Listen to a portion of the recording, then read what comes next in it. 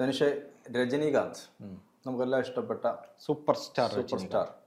Super star എന്ന് സ്ക്രീനിൽ എഴുതി കാണിക്കുന്ന ഒരേ ഒരു നടൻ ഇന്ത്യയിൽ അദ്ദേഹം മാത്രമേ ഉള്ളൂ. സൂപ്പർ സ്റ്റാർ രജനി എന്നാണ്. മഹേഷ് ബാബു എഴുതി കാണിക്കുന്നുണ്ടോ തോന്നുന്നു? ഉണ്ടോ? മഹേഷ് ബാബു സൂപ്പർ സ്റ്റാർ ആണ്. അല്ല, പക്ഷേ എഴുതി കാണിക്കുന്നുണ്ടോ എന്ന് എനിക്കറിയില്ല. എഴുതി കാണിക്കുന്നുണ്ടായിരിക്കാം എന്നാണ് ഞാൻ പറഞ്ഞത്.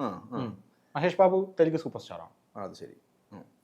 പക്ഷേ ഇദ്ദേഹം അങ്ങനെ ദേഷ്യപ്പെട്ട് നമ്മൾ അധികം കണ്ടിട്ടില്ല. രജനീകാന്ത് ദേഷ്യപ്പെട്ടിട്ടുണ്ട്, എപ്പോഴും ദേഷ്യപ്പെട്ട് അങ്ങനെ ചില ചോദ്യങ്ങൾ ഇഷ്ടപ്പെടാതൊക്കെ വരുമ്പോൾ അദ്ദേഹം ദേഷ്യപ്പെടുന്നുണ്ട്.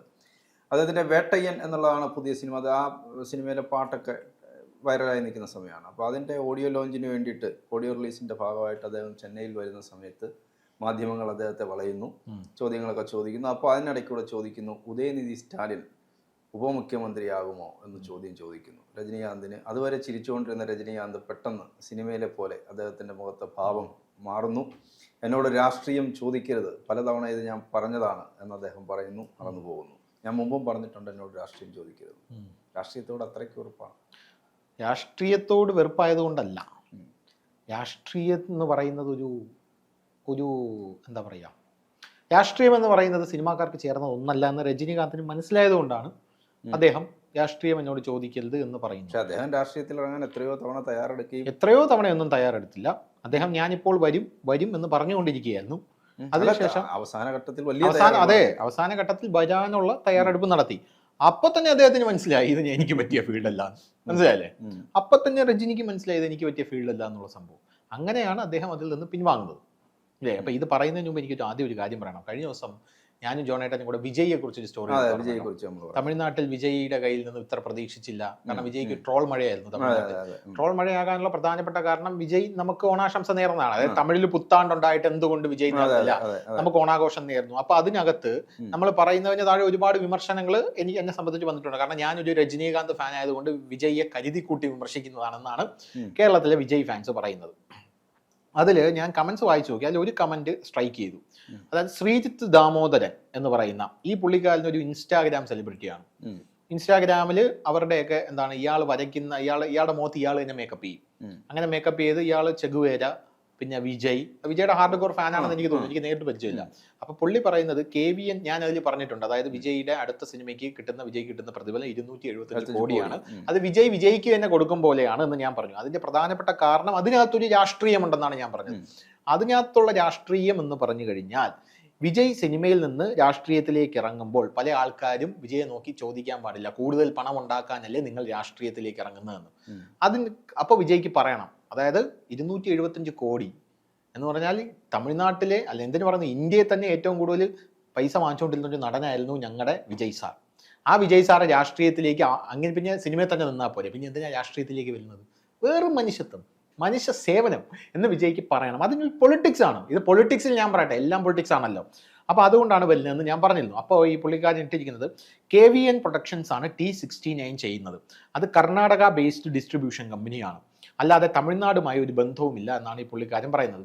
വിജയ്ക്ക് തന്നെ 275 കോടി കൊടുക്കുവാണെന്നൊക്കെ ചുമ്മാ ഇരുന്ന് തള്ളരുതെന്ന് പറയുന്നുണ്ട്. അപ്പോൾ ഇത് ഇദ്ദേഹത്തിൻ്റെ ഒരു വിവരമില്ലായ്മയാണ്. അതായത് ജഗദീഷ് പളനിസ്വാമിയാണ് അതിൻ്റെ കോ പ്രൊഡ്യൂസർ. അയാൾ വിജയുടെ ഒരു ബിനാമിയാണ് ആക്ച്വലി. മനസ്സിലായില്ലേ? പിന്നെ വിജയുടെ ബിനാമിയാ ജഗദീഷ്.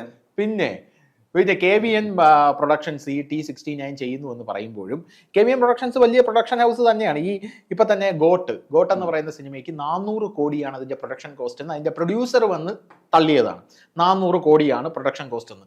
ഇപ്പോൾ അത് കളക്ട് ചെയ്തിരിക്കുന്ന തുക എന്ന് പറഞ്ഞാൽ ആ ഗോട്ട് കേരളത്തിൽ പൊട്ടി, ആന്ധ്രയെ പൊട്ടി, കർണാടകയെ പൊട്ടി, നോർത്ത് ഇന്ത്യയെ പൊട്ടിത്തള്ളി. ഈ തമിഴ്നാട്ടിലാണ് ഗോട്ട് ഏറ്റവും കൂടുതൽ കളക്ഷൻ കിട്ടിയിരിക്കുന്നത്. 196 കോടി. ഇപ്പൊ അവർ തള്ളിയിരിക്കുന്നത് 400 കോടിക്ക് മേലെ കളക്ഷൻ കിട്ടിയിട്ടുണ്ടെന്നാണ്. അപ്പൊ ഈ 196 കോടി തമിഴ്നാട്ടിൽ നിന്ന് മാത്രം കിട്ടിയ ചിത്രം തിയേറ്റർ കളക്ഷൻ ഗ്രോസ് ആണ്, മൊത്തം ഗ്രോസ് ആണ്. അപ്പൊ ഈ 400 ഇത്രയും കളക്ഷൻ കിട്ടിയത് ഓവർസീസിൽ നിന്നെല്ലാം കൂടെ ചേർത്ത് എന്നാണ് ഇവരുടെ പുതിയ തള്ളു റിപ്പോർട്ട് പുറത്തു വരുന്നത്. അങ്ങനെ വരുമ്പോൾ പോലും ഈ 400 കോടി കിട്ടിയ പടത്തിന് 401 കോടി കിട്ടിക്കഴിഞ്ഞാൽ അത് ഒരു വിജയിച്ച പടമാവും. അങ്ങനെയാണെങ്കിൽ വിജയ്ക്ക് 200 കോടി കൊടുക്കുന്നത് തമിഴ്നാട്ടിലെ എന്താണ് ആ AGS എന്റർടൈൻമെന്റ്സിന് നഷ്ടമല്ലേ എന്നാണ് എൻ്റെ ചോദ്യം.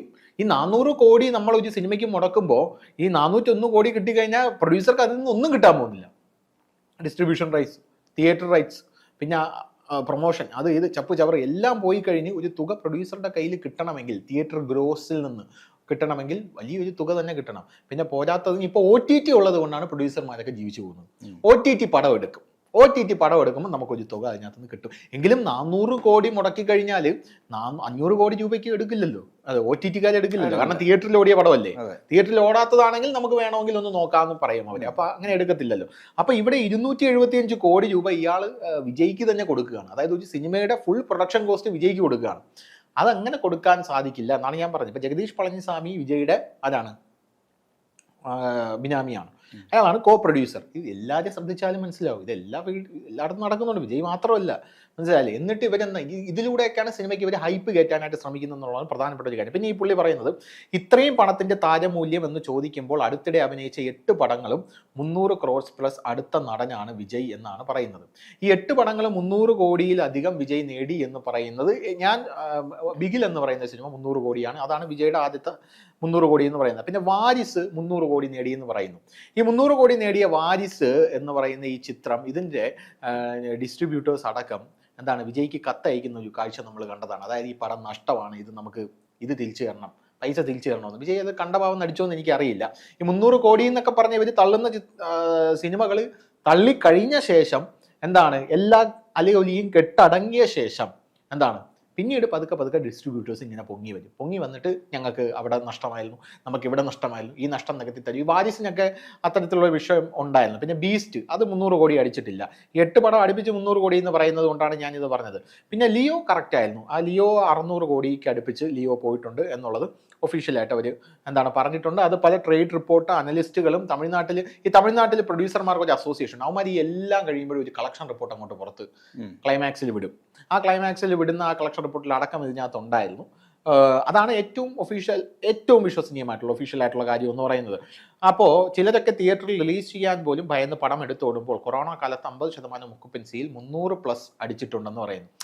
ഇദ്ദേഹം ഒരു അന്ധമായിട്ടുള്ള ഒരു വിജയ് ഫാനാണെന്നാണ് ഞാൻ മനസ്സിലാക്കുന്നത്. അപ്പോൾ 50% ഒക്കുപ്പൻസിയിൽ ഇറങ്ങിയത് മാസ്റ്റർ സിനിമയാണ്. ആ മാസ്റ്റർ സിനിമയുടെ കളക്ഷൻ 300 കോടിയാണെന്നാണ് ഇയാൾ പറയുന്നത്. അതൊക്കെ പൊട്ടത്തെറ്റാണ്. ആ സ്റ്റാർട്ടത്തിന് വട്ടം വെക്കാൻ മാത്രം ഒരുത്തനുമായിട്ടില്ല. നിന്റെ ഇൻട്രോയിൽ തന്നെ മനസ്സിലാകും നിനക്ക് അയാളോടുള്ള വെറുപ്പ് എന്നാണ് ഈ ശ്രീജിത്ത് ദാമോദരൻ പറയുന്നത്. എൻ്റെ ഇൻട്രോയിൽ അയാളോടുള്ള വെറുപ്പ് മനസ്സിലാവുന്നുണ്ടെങ്കിൽ നിന്റെ മണ്ടത്തരത്തിൽ നിന്റെ തല അയാൾക്ക് പണയം വെച്ചിട്ടുള്ള ഒരു മനുഷ്യനാണെന്ന് നമുക്ക് മനസ്സിലാവുന്നുണ്ടെന്നുള്ള പറയാനേ സാധിക്കും. നമ്മൾ ഫാക്ച്വലായിട്ട് കാര്യങ്ങൾ പറയുമ്പോൾ അതിന് കമന്റ് ഇടാനുള്ള ജനാധിപത്യം അങ്ങനെയാണല്ലോ, ഏത് മണ്ടനും കമന്റ് ഇടാൻ അഭിപ്രായം പറയാം. അപ്പോൾ അങ്ങനത്തെ ഒരു സാഹചര്യത്തിൽ നമുക്കും എന്താണ് അതല്ല ഇതാണ് ഫാക്ട് എന്ന് പറയാനുള്ള ഇത് നമുക്കുണ്ട്. അപ്പം നമുക്കിനി രജനീകാന്തിലോട്ട് വരാം. രജനീകാന്തിന്റെ കാര്യം പറയുമ്പോൾ ഈ വിജയ് രാഷ്ട്രീയത്തിൽ ഇറങ്ങിയത് പോലെ അല്ല രജനീകാന്ത് രാഷ്ട്രീയത്തിൽ ഇറങ്ങിയത്. വിജയ് രാഷ്ട്രീയത്തിൽ ഇറങ്ങിയത് വളരെ പ്ലാൻഡ് ആയിട്ട് വിജയുടെ പ്രൈം ടൈമിലാണ് വിജയ് രാഷ്ട്രീയത്തിലോട്ട് ഇറങ്ങുന്നത്. അതിനു മുമ്പേ വിജയ് ഹോംവർക്ക് നടത്തിയിട്ടുണ്ട്. ഇപ്പോൾ വിജയ് മക്കൾ ഇയക്കം ഒരുപാട് സ്ഥലങ്ങളിൽ ചാരിറ്റി പ്രവർത്തനങ്ങൾ ചെയ്യുന്നുണ്ട്, ഒരുപാട് സ്ഥലങ്ങളിൽ കാര്യങ്ങൾ ചെയ്യുന്നുണ്ട്, ഒരുപാട് പ്രവർത്തനങ്ങൾ ചെയ്യുന്നുണ്ട്. അതൊക്കെ വെച്ചിട്ടാണ് വിജയ് ഒരു അടിത്തറ സെറ്റ് ചെയ്ത ശേഷമാണ് വിജയ് രാഷ്ട്രീയത്തിലേക്ക് ഇറങ്ങാൻ പോകുന്നത്. അപ്പോൾ വിജയ് രാഷ്ട്രീയത്തിലേക്ക് ഇറങ്ങാൻ പോകുന്ന അതുപോലെയല്ല രജനീകാന്തിൻ്റെ ഇപ്പോഴും രജനീകാന്തിൻ്റെ പ്രൈം ടൈം ഒക്കെ തന്നെയാണ്, ഇല്ലെന്നൊന്നും പറയുന്നില്ല. തമിഴ്നാട്ടിൽ ഒന്ന് തുനിഞ്ഞിറങ്ങിക്കഴിഞ്ഞാൽ രജനീകാന്തിനെ വെല്ലാനൊരു നടനില്ല എന്നുള്ളത് ഒരു കാര്യം തന്നെ, ഒരു സത്യമായിട്ടുള്ള കാര്യം തന്നെ. അതിന്റെ ഏറ്റവും വലിയ ഉദാഹരണമാണ് ജയിലറിന്റെ വമ്പം വിജയമൊക്കെ. അത് പിന്നെ സൺ പിക്ചേഴ്സ് തമിഴ്നാട്ടിൽ രജനിയുടെ പിറകെ ഉണ്ട്. ഇതിനകത്ത് എല്ലാ രാഷ്ട്രീയമുണ്ട് ജോണേട്ടാ. ഞാൻ പറഞ്ഞില്ലേ, ഇപ്പൊ സൺ പിക്ചേഴ്സ് ആരുടെയാണ്? DMK-യുടേതാണ് ഇല്ലേ? ആ സൺ പിക്ചേഴ്സ് രജനീകാന്ത് രാഷ്ട്രീയത്തിലോട്ട് വരുന്നു എന്ന് പറഞ്ഞപ്പോൾ വിജയെ പ്രൊമോട്ട് ചെയ്തു. ഇപ്പൊ വിജയ് രാഷ്ട്രീയത്തിലോട്ട് വരുന്നു എന്ന് പറയുമ്പോൾ രജനീകാന്തിനെ കൊണ്ടുപിടിച്ചു. അതായത് ഇവർക്ക് എപ്പോഴും പരസ്പരം അങ്ങോട്ടും ഇങ്ങോട്ടും പോരടിക്കാൻ ഒരാൾ ഇവരുടെ വേണമെന്നുള്ളതാണ് ഇതിൻ്റെ പ്രധാനപ്പെട്ട ഒരു കാര്യം എന്ന് പറയുന്നത്. അപ്പോൾ വിജയ് വരുന്നത് പ്രൈം ടൈമിലാണ്. വിജയ് ഇതുവരെ പൊളിറ്റിക്കലായിട്ട് ഒരു സ്റ്റേറ്റ്മെൻറ്റ് നടത്തിയിട്ടില്ലല്ലോ, ഒന്നും നടത്തിയിട്ടില്ല. മോദിക്കെതിരെ പറഞ്ഞിട്ടില്ല, DMK സ്റ്റാലിനെതിരെ പറഞ്ഞിട്ടില്ല. ഇപ്പൊ കള്ളക്കുറിച്ചി മദ്യ ദുരന്തം ഉണ്ടായപ്പോൾ പോലും ഞാൻ പ്രതീക്ഷിച്ചു 2 വാക്ക് പറയുമെന്ന്. ഇല്ല, ഞങ്ങളുടെ അണ്ണൻ വാക്ക് പറയില്ല, ഞങ്ങളുടെ അണ്ണൻ വന്ന് അവരെ കണ്ടു എന്നാണ് ഇവരൊക്കെ പറയുന്നത്. അങ്ങനെയല്ലല്ലോ കാര്യങ്ങൾ. ഇപ്പം നിങ്ങൾ പൊളിറ്റീഷ്യൻ ആണെങ്കിൽ നിങ്ങൾ വന്ന് കണ്ടു, കെട്ടിപ്പിടിച്ചു, ഫോട്ടോ എടുത്ത് പോയി. അതാണ് ഇവിടെ എല്ലാ പൊളിറ്റീഷ്യന്മാർക്കെതിരെ ഉയരുന്ന ആരോപണം എന്ന് പറയുന്നത്. നിങ്ങൾ എന്ത് പറഞ്ഞു, എന്ത് പ്രതികരിച്ചു, ഇവർക്ക് വേണ്ടി നിങ്ങൾ ശബ്ദമുയർത്തിയോ എന്നുള്ളതാണ് ചോദ്യം. പ്രവർത്തിച്ച് കാണിച്ചാൽ വിജയ്ക്ക് തോന്നിക്കാണും. അതല്ല രാഷ്ട്രീയം. അങ്ങനെ എല്ലാവരും പോകുന്ന വഴി കൂടെ ഞാൻ പോകണ്ട, ഞാൻ വേറിട്ട വഴി കൂടെ പോകാൻ തീരുമാനിച്ചിരിക്കുന്നു. അങ്ങനെയാണെങ്കിൽ വിജയ് എന്ത് പ്രവർത്തിച്ച് കാണിച്ചു? ഈ മദ്യ ദുരന്തത്തിൽ ഉണ്ടായവർക്ക് വേണ്ടി വിജയ് എന്ത് പ്രവർത്തിച്ച് കാണിച്ചു? അവർക്ക് നീതി വാങ്ങിച്ചു കൊടുത്തോ വിജയ്? എത്ര പേര് മരിച്ചു? അരി പുതിയ ശർക്കര കൊടുത്തെന്നൊന്നും ദേവിയത് പറയരുത്. ഞങ്ങളുടെ അണ്ണം കൊണ്ട് അരി കൊടുത്തു. നിങ്ങൾ പ്രവർത്തിച്ച് കാണിക്കാൻ നിങ്ങൾ നീതി വാങ്ങിച്ചു കൊടുത്തു അവർക്ക്. അതാണ് എൻ്റെ ചോദ്യം. അത് നീതി വാങ്ങിച്ചു കൊടുത്തു? അല്ലെങ്കിൽ നിങ്ങൾ അവർക്ക് വേണ്ടി എന്താണ് ഈ മരിച്ച ആൾക്കാർക്ക് വേണ്ടി അവർക്ക് പോരാടാൻ വേണ്ടി നിങ്ങൾ വക്കീൽ ഏർപ്പാടാക്കി കൊടുത്തു, നിയമപരമായിട്ട് സഹായം കൊടുത്തു, എന്താണ് നിങ്ങൾ അവിടെ ചെയ്തത്? അങ്ങനെ പ്രവർത്തിച്ച് കാണാൻ ഞാൻ പറയട്ടെ, ഇത് രാഷ്ട്രീയത്തിൽ നമുക്ക് പബ്ലിസിറ്റി ചെയ്യാതെ ഒരു കാര്യം നടക്കില്ല. വിജയ് എല്ലാം അങ്ങനെ കൂടെയാണ് വരുന്നത്. ഗോട്ടിൽ പോലും കണ്ടില്ലേ, എൻ്റെ പാർട്ടി ഞാനിപ്പോൾ വരും, ഇപ്പം മൈക്കെടുക്കും, പാടും, അങ്ങനെയൊക്കെയല്ലേ പറയുന്നത്. അപ്പോൾ ആ ഒരു സംഭവം രജനീകാന്ത് എന്ന് പറയുന്ന ഒരു വ്യക്തി രാഷ്ട്രീയത്തിൽ അയാളുടെ പ്രൈം ടൈമിലല്ല അയാൾ ഇറങ്ങിയത്. അയാളെ പ്രൈം ടൈം എന്ന് പറഞ്ഞാൽ 90s എന്ന് പറഞ്ഞാൽ ഒന്നാമത്തെ കാര്യം, പ്രൈം ടൈം എന്ന് ഞാൻ പറയുമ്പോൾ ഞാൻ ഉദ്ദേശിക്കുന്ന ആരോഗ്യമുണ്ട്. ഇപ്പൊ പിന്നെ ഇപ്പൊ ആരോഗ്യം, ഇപ്പൊ വിജയ്ക്കൊക്കെ നല്ല ആരോഗ്യമുള്ള മനുഷ്യനാണ്. ഇപ്പൊ ആരോഗ്യമില്ല രജനീകാന്ത്. ഇപ്പൊ ഈ കൊറോണ ടൈമിലൊക്കെ രാഷ്ട്രീയം എന്ന് പറഞ്ഞ് ഇറങ്ങി കൊറോണ പിടിച്ച് മരിച്ചു പോയി പുള്ളിക്കാരൻ. അത് മാത്രമേ നടക്കത്തുള്ളൂ. അപ്പൊ പുള്ളി സത്യം പറഞ്ഞാൽ രാഷ്ട്രീയത്തിൽ ഇറങ്ങിയപ്പോഴാണ് ഈ സ്റ്റെർലൈറ്റ് പ്ലാന്റിന്റെ വലിയൊരു എന്ത് വന്നത്, പ്രതിഷേധം അവിടെ വന്നത്. അപ്പൊ പുള്ളി അവിടെ വന്നിട്ട് പുള്ളി ആത്മീയ അറസ്യലിന്റെ ആളാണ്. ഞാൻ ആത്മീയ അറസ്യലേ ഉണ്ടാക്കുള്ളൂ എന്ന് പറഞ്ഞ വന്ന ആളാണ്. തമിഴ്നാട്ടിൽ അറിയാലോ, എത്തീസ്റ്റ് ഭരണകൂടമാണ് അവിടെ, DMK. സനാതന ധർമ്മത്തെ ഒഴിക്കണം എന്ന് പറയുന്ന ഒരുത്തനാണ് അവിടെ ഇരിക്കുന്ന ഉദയനിധി സ്റ്റാലിന്റെ മകൻ. അപ്പൊ പുള്ളി വന്നിട്ട് പറയുന്നത് ഞാൻ സ്പിരിച്വൽ രാഷ്ട്രീയം കൊണ്ടുവരുമെന്നാണ്. നടക്കാത്ത കേസാണ്. പോരാത്തതിന് ഇപ്പം സ്റ്റെപ്പിൻ ചെയ്തിട്ട് നിങ്ങളെല്ലാവരും എനിക്ക് വോട്ട് ചെയ്യണമെന്ന് പറഞ്ഞാൽ ആരും വോട്ട് ചെയ്യില്ല. കാരണം അതിന് പ്രവർത്തിച്ച് കാണിക്കണം. വിജയുടെ ലക്ഷ്യം 2026 അല്ല, 2036 പുള്ളി 2036 പുള്ളിയുടെ ലക്ഷ്യം എന്ന് പറയുന്നത്. എല്ലാവരും വിചാരിച്ചിരിക്കുന്നത് 2026 നമ്മുടെ അണ്ണൻ മുഖ്യമന്ത്രിയാവും എന്നാണ്. ഇല്ല, ഒന്നും സംഭവിക്കാൻ പോകുന്നില്ല. 2036 പുള്ളി പ്രവർത്തിച്ചിട്ട് ഞാൻ മനസ്സിലാക്കുന്നത് അങ്ങനെയാണ്. പക്ഷേ രജനീകാന്ത് ആ പ്രൈം ടൈമിൽ വന്നെങ്കിൽ രജനീകാന്തിന് ഇപ്പോൾ തമിഴ്നാട്ടിലെ മുഖ്യമന്ത്രിയാകാനായിട്ട് സാധിക്കും. ഇപ്പം എല്ലാം കഴിഞ്ഞ് മറ്റേ പശുവും ചത്ത് മോലിലെ പുളിയും പോയതിന് ശേഷം രജനീകാന്ത് ഞാൻ ഇനി രാഷ്ട്രീയത്തിലേക്ക് ഇറങ്ങുകയാണെന്ന് പറയുമ്പോൾ നാട്ടുകാർ കളിയാക്കും, സ്വാഭാവികമായിട്ടും ഇല്ലേ.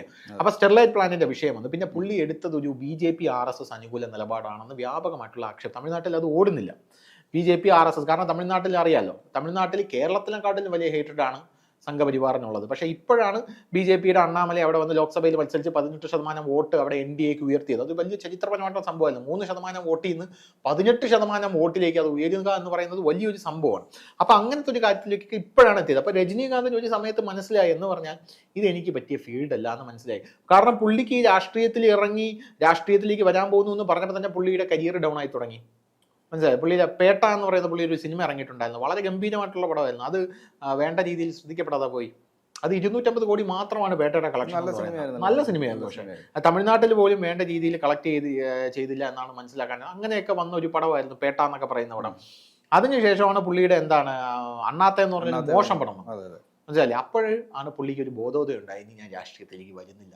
അങ്ങനെയാണ് പുള്ളി രാഷ്ട്രീയത്തിൽ നിന്ന് പിൻവാങ്ങിയത്. അപ്പോൾ കാണാം ജയിലർ വരും. അത് വലിയ ഹിറ്റായില്ലേ ജയിലർ. ആ രാഷ്ട്രീയത്തിൽ നിന്ന് പുള്ളി പിന്മാറിയ ശേഷമാണ് ജയിലറിലൊക്കെ അഭിനയിക്കുന്നത്. ഇപ്പൊ വേട്ടയം വരാൻ പോകുന്നു, മനസ്സിലായില്ലേ. അപ്പോൾ വിജയ് രാഷ്ട്രീയത്തിലേക്ക് തിരിച്ചു വരുന്നു. ഞാൻ പറയട്ടെ, രാഷ്ട്രീയം എന്ന് പറഞ്ഞാൽ എപ്പോഴും ഇപ്പൊ വിജയിയെ ഇനി കടുത്ത ആക്രമണങ്ങളാണ് വിജയ് നേരിടാൻ പോകുന്നത്. അപ്പൊ ആ ആക്രമണങ്ങൾ രജനിക്ക് നേരിടാൻ വയ്യ. അതിനുള്ള പുള്ളിക്ക് ശാരീരികമായിട്ടും ഉള്ള ഒരു മാനസികമായിട്ടുള്ള ഒരു ഏജിലല്ല പുള്ളി. അതുകൊണ്ടാണ് പുള്ളി പറഞ്ഞത് രാഷ്ട്രീയമായിട്ടുള്ള ചോദ്യങ്ങൾ എന്നോട് ചോദിക്കരുത്, എவ்வளவு വാട്ടി ചൊല്ലിയിരിക്കുക, അറസ്യലെ പറ്റി കേൾക്കാതെ. ഇതാണ് പുള്ളി പറഞ്ഞ കാര്യം. ഇപ്പൊ ക്ലിയർ ആയില്ലേ. പുള്ളിക്ക് അതിനുള്ള പുള്ളി ഇനിയിപ്പോ അതിനുള്ള ഒരു പ്രായമല്ല പുള്ളിക്ക്. അല്ലെങ്കിൽ പുള്ളി ആ പ്രായത്തിലോട്ട് എത്തണമായിരുന്നു. ആ രാഷ്ട്രീയം ഒരു 40 വയസ്സ് മുതലേ രാഷ്ട്രീയം പയറ്റി ആ പ്രായത്തിലോട്ട്, ഈ പ്രായമാകുമ്പോൾ പുള്ളിക്ക് പുള്ളി ഓക്കെ ആവും അതിന്. അപ്പൊ വിജയകാന്തൊക്കെ കണ്ടിട്ടില്ലേ, വിജയകാന്ത് രാഷ്ട്രീയത്തിൽ ഇറങ്ങിയത് തന്നെയായിരുന്നു. ജയലളിതയ്ക്കെതിരെ നിന്ന് പ്രതിപക്ഷ നേതാവായിരുന്നു. എത്ര പ്രതിപക്ഷ നേതാവായിട്ട് നിന്ന് വിജയകാന്ത് ഉയർന്നു വന്നില്ല. ഒരു ഘട്ടത്തിൽ തമിഴ്നാട് മുഖ്യമന്ത്രി അവരെ ആകും എന്ന് വിജയകാന്ത് ആകുമെന്ന് പല ആൾക്കാരും പറയുന്നുണ്ടായിരുന്നു. പക്ഷെ വിജയകാന്തിന്റെ വിജയകാന്ത് ഭയങ്കര ആരോഗ്യവും മോശമായി. ആരോഗ്യം മാത്രമല്ല, ഇപ്പൊ രജനീകാന്ത് ഇടയ്ക്കിടയ്ക്ക് പറയും നമ്മൾ ഒരിക്കലും ചെയ്യാൻ പാടില്ല ഒരു കാര്യമാണ് മദ്യപാനം. വിജയകാന്ത് ഭയങ്കര മദ്യപാനമായിരുന്നു ഞാൻ കേട്ടിട്ടുണ്ട്. അത് ശരി. മദ്യപാനമായിരുന്നു. അപ്പൊ മദ്യപാനം ഉണ്ടെങ്കിൽ രണ്ടുണ്ട് കാര്യം. മദ്യപാനം എന്ന് പറഞ്ഞാൽ നമ്മുടെ ജീവിതം നശിച്ചു പോകും. അപ്പൊ അവർ വിചാരിക്കും എങ്ങനെ നശിക്കും? മദ്യപാനം നമ്മുടെ ബുദ്ധിയെ നശിപ്പിക്കും. ബുദ്ധിയെ നശിപ്പിച്ചു കഴിഞ്ഞാൽ നമ്മൾ ജീവിതത്തിൽ മുന്നോട്ട് വയ്ക്കുന്ന പല പ്ലാനുകളും തെറ്റായി പോകും. അങ്ങനെ നമ്മുടെ ജീവിതം നശിച്ചു പോകുമെന്ന് പറയുന്നുണ്ട്. അപ്പോൾ അങ്ങനെയൊക്കെയുള്ള ഒരു വിഷയമൊക്കെ ഉണ്ടായിരുന്നു എന്നാണ് ഞാൻ മനസ്സിലാക്കുന്നത്. അപ്പോൾ ഇപ്പൊ ഇത് തന്നെയാണ് കാര്യം. രജനിക്ക് വയ്യ എന്ന് പറഞ്ഞാൽ ഇനി രാഷ്ട്രീയപരമായിട്ട് യാതൊരുവിധ കാര്യങ്ങളോ പറയാനോ പിടിക്കാനോ ഒന്നും വയ്യ. ഞാനായി എൻ്റെ സിനിമയിൽ അഭിനയിച്ച് ഞാനായി എൻ്റെ ഇനി കുറച്ച് കാലം കൂടെ ഉണ്ട്. അത് കോൺട്രവേഴ്സീസ് ഒന്നും ഉണ്ടാക്കാതെ എങ്ങനെയെങ്കിലും മുന്നോട്ട് പോകണം. പക്ഷെ വിജയ് തുനിഞ്ഞിറങ്ങിയിരിക്കുകയാണ്. വിജയ് അതുകൊണ്ട് ഇനി ഒരുപാട് ആക്രമണങ്ങൾ നേരിടേണ്ടി വരും, അതിന് മറുപടി പറയേണ്ടി വരും. അതൊക്കെ വിജയ് ചെയ്തോളും, ചെയ്യേണ്ടി വരും. അത് സിനിമയിലൂടെ ആവല്ലെന്ന് മാത്രം, സിനിമ സ്റ്റൈലിലും ആവല്ലെന്ന് മാത്രം. മനസ്സിലായില്ലേ. ചെയ്യണം. പിന്നെ ഞാൻ ഒരുപാട് ആഗ്രഹിച്ച ഒരു കാര്യം, വിജയിൽ നിന്ന് ഞാൻ പ്രതീക്ഷിക്കുന്ന ഒരു കാര്യം, വിജയ്ക്ക് അതിനുള്ള പൊട്ടൻഷ്യൽ ഉള്ളതുകൊണ്ട് പറയാം. പവൻ കല്യാൺ ഉണ്ടല്ലോ, ജഗൻമോഹൻ റെഡ്ഡിയെ വിറപ്പിച്ച ഒരു സമരം അവിടെ നടത്തിയിരുന്നു. ജഗൻമോഹൻ റെഡ്ഡിയുടെ മുഴുവൻ വസതിയും വളഞ്ഞ് പവന്റെ ഫാൻസും പവനും കൂടെ ചേർന്ന്, ഇപ്പൊ പവൻ മോഹൻ അവിടുത്തെ ഡെപ്യൂട്ടി ചീഫ് മിനിസ്റ്റർ ആണ്. അപ്പൊ വിജയ്ക്ക് ഞാൻ വിചാരിച്ചു കള്ളയെക്കുറിച്ച് മദ്യ ദുരന്തം ഉണ്ടായപ്പോഴൊക്കെ വിജയ് ഫാൻസും എല്ലാം ഇറങ്ങി ഒരു റോഡ് ഷോ ഒക്കെ നടത്തി ഉദയനിധി സ്റ്റാലിന്റെ വസതിയൊക്കെ വളഞ്ഞ് ആ ഒരു സെറ്റപ്പിലോട്ട് കാര്യങ്ങൾ വരും എന്ന് ഞാൻ പ്രതീക്ഷിച്ചു. പക്ഷെ ഉണ്ടായില്ല. പക്ഷെ അതൊരു നല്ല ചാൻസ് ആയിരുന്നു. അപ്പൊ അതുപോലത്തെ ചാൻസുകൾ പറ്റട്ടെ, അതൊക്കെ അവസരങ്ങൾ വരും, അത് ഉപയോഗിക്കും. വിജയ് രക്ഷകനാണ്. ആയിക്കോട്ടെ.